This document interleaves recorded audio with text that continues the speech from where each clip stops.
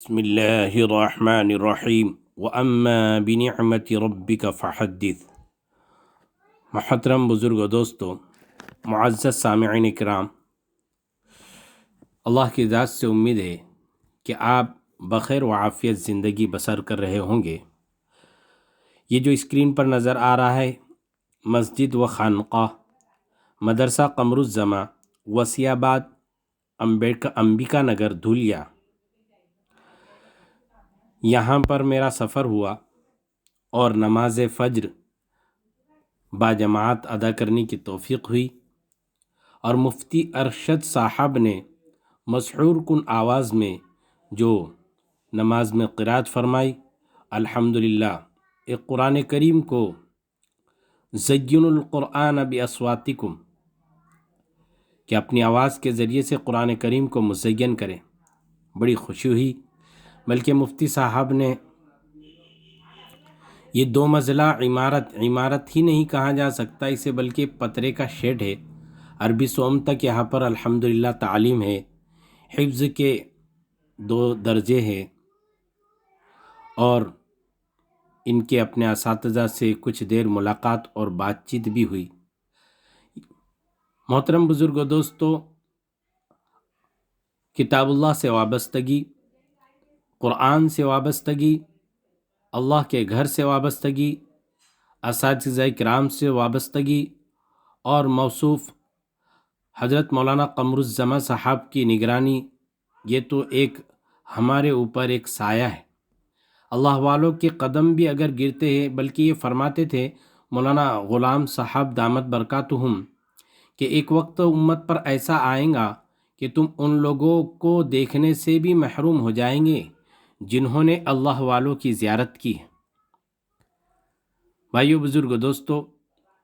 سفر دراصل میرا اپنے ماموزاد بھائی کی جاکنی کی حالت اور دواخانے میں تھا، دھولیا شہر الحمدللہ، جہاں پر فلاح دارین ہے، قاری مشتاق صاحب ہے، اور جہاں پر ہم نے اپنے نصاب کو پیش بھی کیا کہ 1 سال میں ناظرہ مکمل کورس، اور قاری مشتاق صاحب الحمدللہ اس کو اپنے مکتب میں پڑھاتے بھی ہیں۔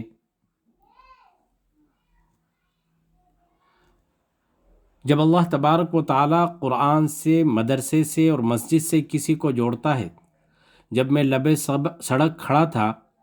اور وہاں سے جانے کے لیے، چونکہ بسیں بند ہونے کی وجہ سے، یہ بھی اللہ تبارک و تعالی کا نظام ہے میرے بھائیوں، لیکن وہ جو ڈرائیور صاحب نے اپنی ICR گاڑی رکائی، تو رکانے کے بعد میں چند 40 قدم تقریباً وہ پیدل چل کر آئے اور مجھ سے کہا کہ حضرت، میں نے آپ کے لیے گاڑی کھڑا کیا ہوں۔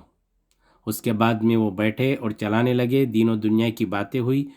اسی میں اس نوجوان نے عرض کیا کہ حضرت، میرے 3 پارے حفظ ہو چکے تھے،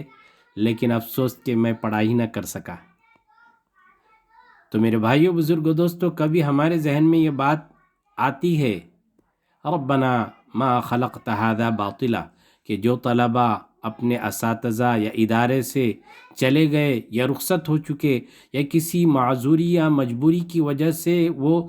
سند نہ حاصل کر سکے اور پائے تکمیل تک اپنا نصاب نہ کر سکے، ربنا ما خلقت ھذا باطلا، اللہ تعالیٰ یہ ارشاد فرما رہا ہے کہ دنیا میں کسی بھی چیز کو بیکار پیدا نہیں کیا۔ اور نماز میں نورانیت،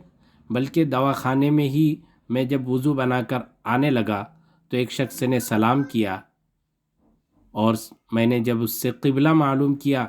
تو اس شخص نے ایک دوبارہ، ان کا نام مختار تھا، انہوں نے کہا کہ بھائی، آپ کو نماز پڑھنے کے لیے جگہ اگر نہیں ہوگی تو آپ یہاں آ جائیے۔ چنانچہ میں نے وہاں پر اپنی نماز قصر اس دواخانے میں ادا کیا، اور اپنی جو ہے اللہ تبارک و تعالیٰ سے مرادیں مانگنے لگا کہ اللہ، زندگی تو دیتا ہے، موت بھی تو دیتا ہے، لیکن عافیت بھی تو ہی دینے والا ہے۔ تو میرے بھائیو، بزرگ و دوستو، مفتی ارشد صاحب سے ملاقات کر کے، اور وہاں کے اساتذہ اور مولانا یوسف صاحب دھولیاوی،